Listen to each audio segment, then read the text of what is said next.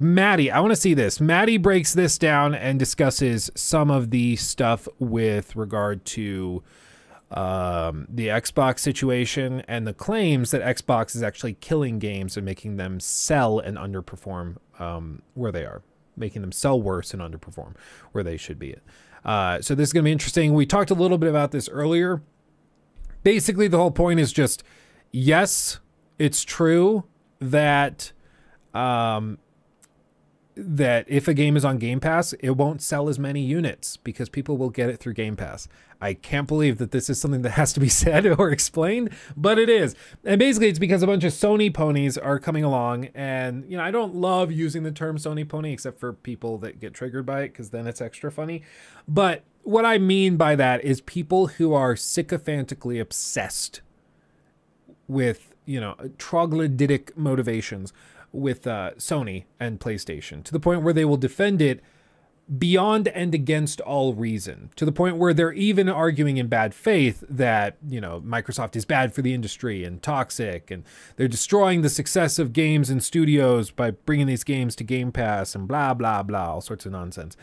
And so what's been said by these guys is that Microsoft is basically torpedoing a lot of game developers and publishers' chances at successful launches because when the game is on Game Pass, they underperform. It seems to ignore the fact that publishers still get paid for games on Game Pass. They get paid, my understanding is by hour that you play. So if you play a game on Game Pass for 20 minutes, the publisher won't get much money from that, certainly. But if you played for 20 hours, they, in theory, will get about what they would get if you were to buy the game. Maybe less, and they just do that and, give you less because it's how they, justify, like, you get more players. So in terms of volume, you'll end up making more than if you just released it for sale. Who knows? But my understanding is that it's basically a per hour royalty for something like Game Pass. So publishers are still making money when you put a game up on Game Pass and play it. But it's just different in terms of how they get their money. It's not about per unit. It's about time spent. That's the difference. Okay. In the same way that like TikTok, everybody's obsessed with like the view count and likes on TikTok. And that seems to be what TikTok is primarily concerned with when recommending the video to other people on TikTok. Whereas on YouTube, all YouTube really cares about is watch time. Like a video can have a lower overall viewership, but if people are going back and watching it repeatedly and watching it in its entirety, it'll start to get recommended more and more and more, even though the unique user or unique viewer base is much smaller. So it's a different standard, it's a different gauge of success, which is why it's so disingenuous and stupid to say that games are being screwed over by releasing on Game Pass. It's like, no, they're successful. They just get money in a different way than charging upfront like a full $70, right? So it's just different. But Matty's going to explain a little bit about this, and we'll hear his thoughts, and I will offer my thoughts as we go through it.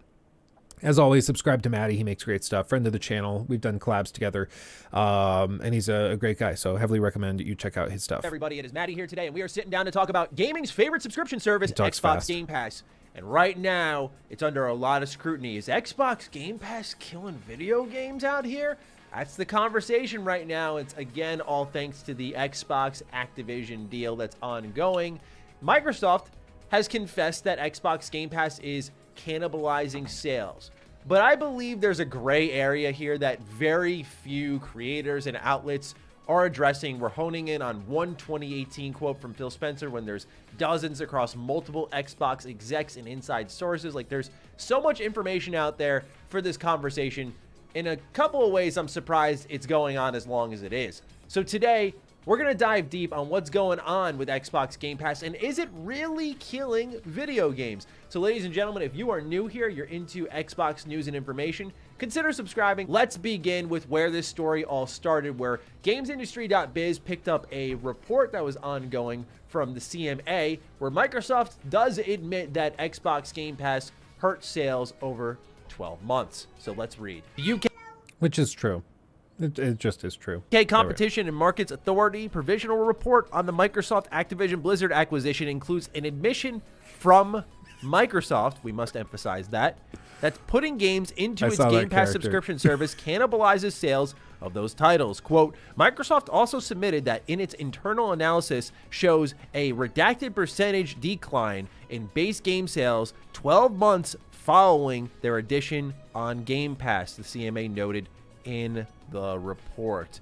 Now, they don't put a percentage here, so it could be 5%. It could be 25, 50. That's the part of the conversation where I'm seeing a lot of assumptions. We just do not know. But with this popping up, GamesIndustry.biz put out a quote from Phil Spencer in 2018 talking about Forza Horizon 4. This is about a year after the service dropped, and I'm very surprised that other outlets who were doing re-reporting were also re-reporting this quote. Not because it's wrong, but the service and actually Phil, as he's talked about the service, have developed so much since then. There have been so many conversations since then. I'm surprised the 2018 quote is one we're latching onto, but let's read that for the sake of conversation, and I'll read some others for you because I do cover a lot of Xbox, so it's easy for me to pick up some of these quotes. So let's go. When you put a game like Forza Horizon 4 on Game Pass, you instantly have more players of the game, which is actually leading to more sales of the game, Spencer said in 2018. You say, well, isn't everyone just going to subscribe for $10 and go play this thing? But no, gamers find things to play based on what everybody else is playing. Meanwhile, in 2020... I don't know what the hell that means. People find what to play based on what other people are playing, and how does that... What? Thank you, Moonlight. Thank you. Appreciate you. Hello, take my money. I will. Thank you for the 2. Appreciate you. I don't know what he's trying to communicate. That seems like one of those comments that probably would be more helpful if it were taken in context. Yeah, well, is he saying that games sell based on word of mouth? But he's like, you would say more players in the game, which is actually leading to more sales. You say, well, isn't everyone just going to subscribe for $10 and go play this thing? So the question is, are people going to actually buy the game leading to higher sales, or are they just going to sub for $10 and then play the game through the subscription? And then his response is, but no. So no, players are still going to buy it. Gamers find things to play based on what everyone else is playing. I don't understand how that's a response to the question, which makes me think that this is like taken out of context, or maybe there's more context that we're not seeing. So I don't even really know what he's trying to communicate. Like, is he saying that no, players will still buy the game even after trying it through the subscription? They'll try it through the sub and then buy it? I don't see how that's borne out by anything. Like, even just anecdotally, if I like a game on Game Pass, I'll just keep playing it on Game Pass. I don't really understand what he's trying to say. I don't know. Thank you for becoming a member. Chao Ferreira Perez de Arroyo, maybe? I don't know. I'm sorry. I'm bad at pronouncing words, but I appreciate you. Thank you for becoming a member. Hopefully I didn't butcher it too terribly bad. He's saying if someone doesn't want to sub for the full catalog of games, they'll just buy the one to play with their friends based on their friends' feedback. Okay. I mean, I still don't know if I would agree with that. If he has data to back that up, I would love to see the data, because I get what he's saying if that's the case. Like, oh, your group of friends only plays Forza, let's say. And so if you also are a Forza player, then you'll pay the $60 or $70 for it instead of just signing up for a perpetual Game Pass sub. I still think people probably more generally will sign up for the membership. Well, that's what I'm saying, Defeater. Like, that's kind of what I'm... Defeater eater.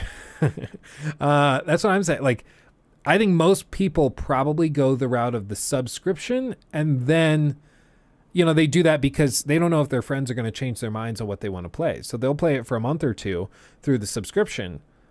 And then if they want to change games, they can do that. And that at that point, they only have spent $20 on the game instead of 70, right? And plus, like, the great value of Game Pass is that you pay the $10 or the $15 for Ultimate, and then you get access to the whole catalog. So even if you just wanted to play Forza with your friends, now you have access to all of these other games in case you want to try them on the side. So I guess I just don't understand how Spencer could... I mean, granted, this is 5 years ago. So Game Pass was very different 5 years ago. This is before ZeniMax's acquisition. This is before all of that stuff. So this was a different world as far as Game Pass was concerned. But I guess, you know, at the time, maybe it was something where people weren't really subscribing to Game Pass just for that. Maybe it was different. I don't know. 5 years is a long time for something like Game Pass. It was totally different back then. Thank you for the $2. By the way, Strongish Guy is a company complaining about a pro-consumer product. Kind of seems like it. And then Luke, thank you for the $2 as well. Got Forza Horizon 5 on Game Pass, then bought all the DLC. That seems to be the appeal, like how they would generate revenue. They get you to get the game through Game Pass, and if you want the DLC or Season Pass or whatever, you have to buy it separately. That seems to be where they can convert it into additional sales. But I don't know why somebody would pay $10 or $15 a month for Game Pass, play the game, and then like 2 or 3 months into that, decide then they're going to buy the game outright. I just don't think that many people will do that. Play based on what everybody else is playing.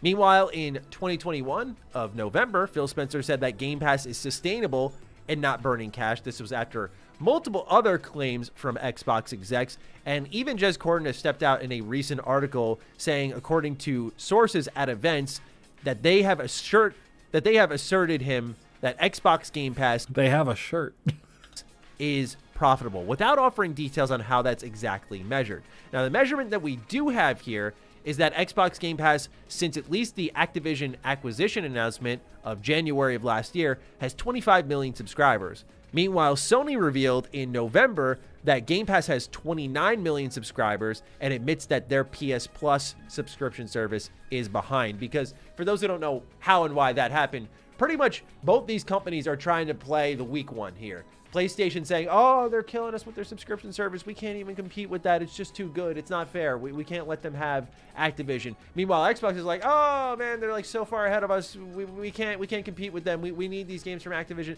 It's just that type of energy from both sides. So that's how the 29 million number popped up. We're not going to run with that because that hasn't been officially announced, but I think you could trust it pretty heavily. We're going to stick with 25 million. So right now we have... He's right. It is super annoying that right now it's like Xbox and Sony are both doing the like high school attention-seeking loser thing of like, oh my god, I'm so much of a disaster. Oh, nobody look at me right now. I am such a victim. Oh my god.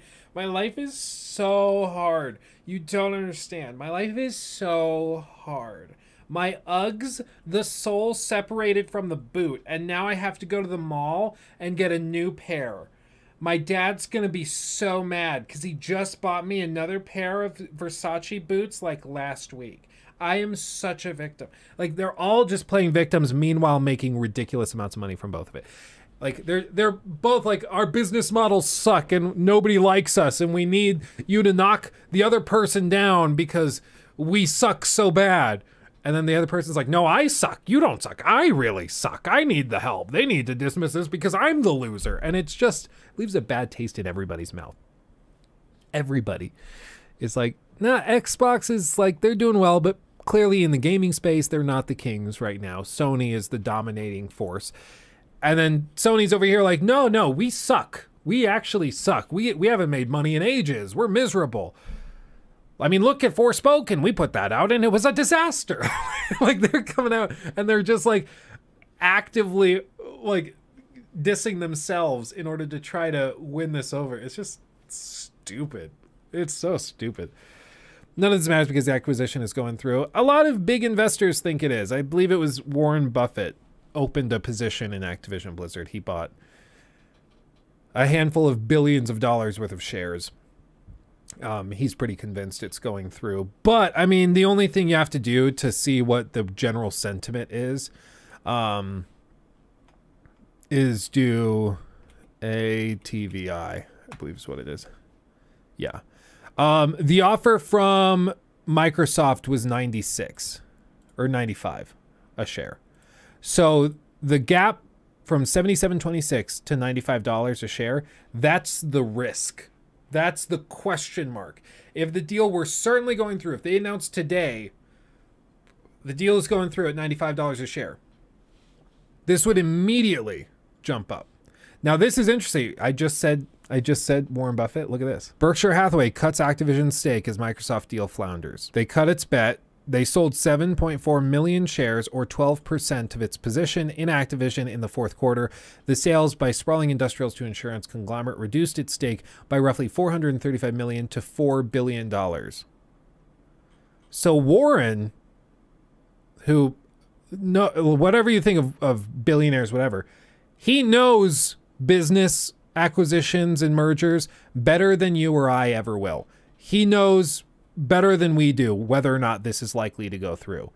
He's made billions based on understanding this stuff. And he is shrinking his position down, but he still has a $4 billion position,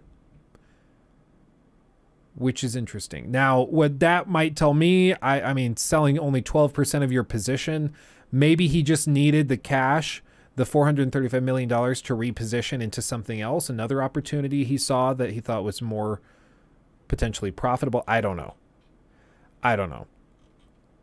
But he's at least becoming less confident. If he were getting more confident, he would have put more money into it. But he's taking money out. He's taking money off the table. You know. Yeah, I've got that spy on my PC for real, dude. 25 million subscribers, and the question being, based off these quotes from Xbox and also in the CMA's report, are they killing games with Game Pass? Are they cannibalizing sales, thus hurting them, and the potential of sequels, the potential of money being made off of them? There is a neutral ground here that people need to be aware of with this. It depends a lot on the game, and sometimes there are special cases. Let's take, for example, something like Hi-Fi Rush. This really exciting shadow drop. As you'll see here, it did top the charts on Steam briefly. That was exciting. It has over 8,000 reviews on Steam. And the game did pretty well on Game Pass on the Xbox consoles, where it was one of the top played games there for some time when it first released. So there was a burst of players for this game, and it did do very well for the type of maybe AA style game, I would imagine people call it, that it is. Meanwhile, something like High on Life pops up at the end of 2022, typically when gaming is enjoying a bit of a lull, and in fact was the biggest third-party game launch for Game Pass. This is extremely... Which, by the way, they apparently fired Justin Roiland, the studio, this game studio, so he will not be involved in the sequel, but they are making a sequel. So they're going to recast the voices and everything. Which, who knows, maybe that'll make it even better. I don't know. Who knows? Who knows? Really exciting for them because these are two single-player games that have done monstrous numbers. But notice here the conversation for Hi-Fi Rush has been, well, it sold really well despite the fact that it was on Game Pass from what we can tell. It's big because of Rick and Morty. I think that's the easy word of mouth thing. Oh, you like Rick and Morty? Try this game. It's by the same guy. But now, High on Life, I think people are going to try the sequel because they just like the first game. And I think most people are united in being like, yeah, screw Justin Roiland. If you've looked up, I'm not going to go through it here, but if you've looked up the texts, the alleged texts that he was sending to underage girls, or who he thought were underage girls, it's bad. It's bad. Like, I looked through it and I was like,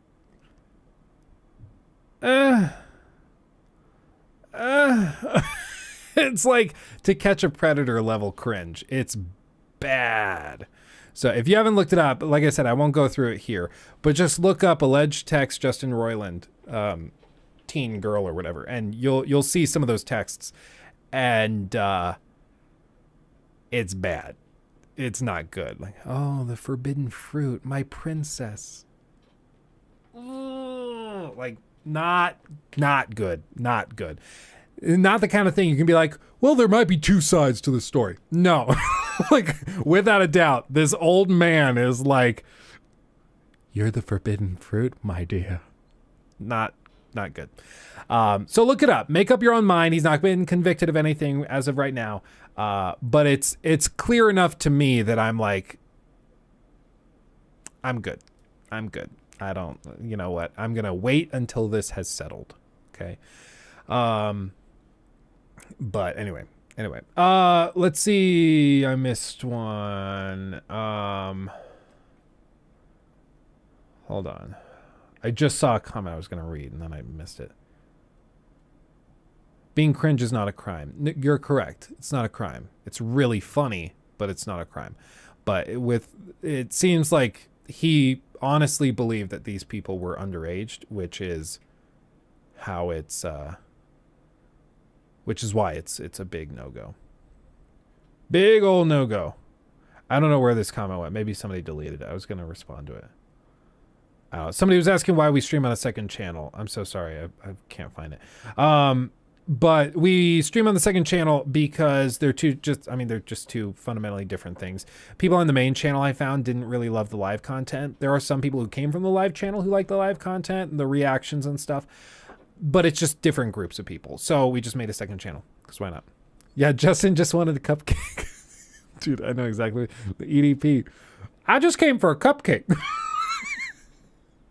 Again, if you don't know EDP, look up EDP after the stream. It's, oh man, another creep who like is trying to flirt with who he thinks is an underage girl, but he just sends like, at one point EDP sent a picture of a massive turd he took and dumped in a toilet, and he like sent it to this girl he's flirting with, an underage girl he thinks is an underage girl who's trying to flirt with, and he takes a picture of like a massive crap in his toilet.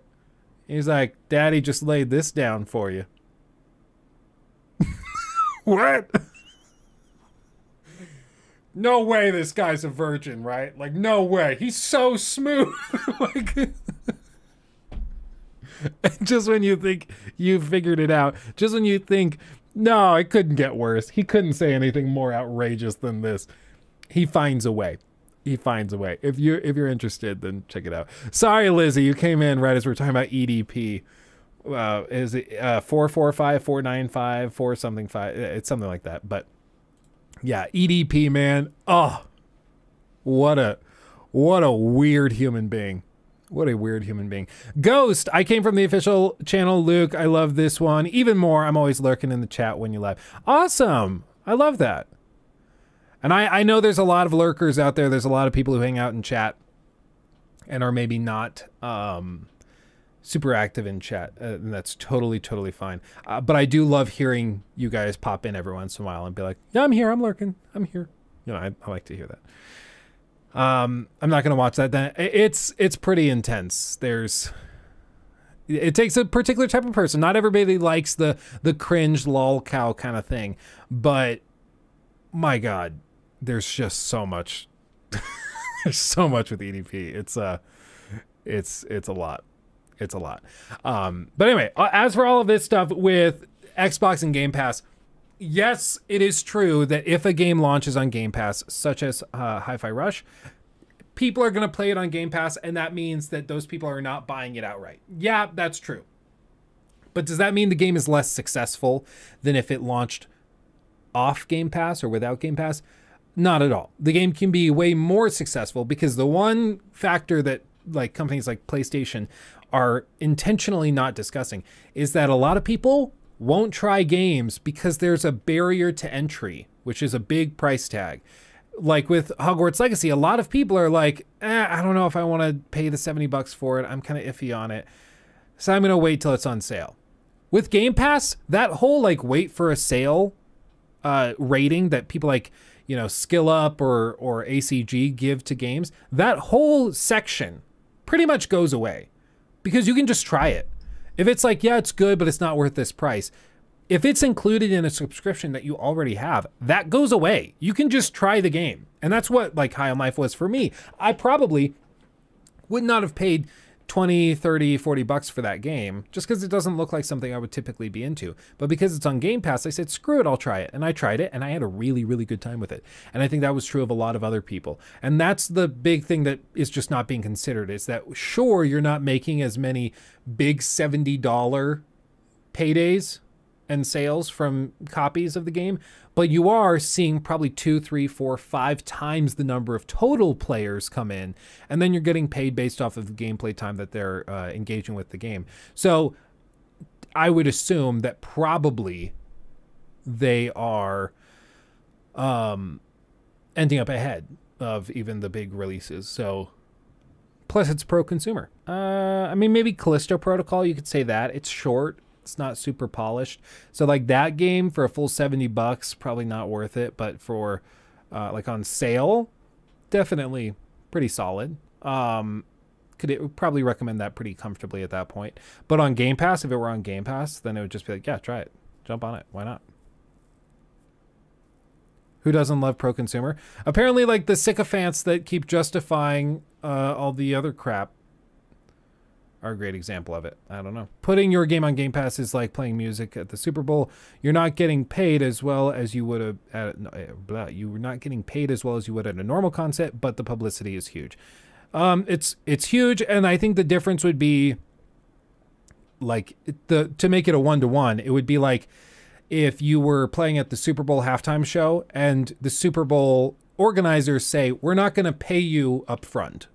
I do think Xbox for big titles, they pay the studio up front a little bit, a handful of millions or something just to get the game on the title or on the platform. But I'm not certain about that. They keep all that super hush hush. But to make it 1-to-1, it would be like, okay, we'll maybe pay for your travel to the stadium to get you here, to get you on the service. But we're not going to pay you for your performance. We're not going to give you a flat sum of cash for performing at the Super Bowl. But to make it 1-to-1, you would say, based on the total viewership and how many people watch your halftime show, we'll pay you more. So we'll pay you every 5 million viewers in these increments as it goes up, and you'll make more money the more people watch and enjoy your performance. That would be the 1-to-1. And then people are saying, oh my God, like Rihanna didn't get as big of a paycheck for performing at the Super Bowl. And it's like, yeah, up front, I guess, but long term, she probably ended up well ahead, you know? He took my thing.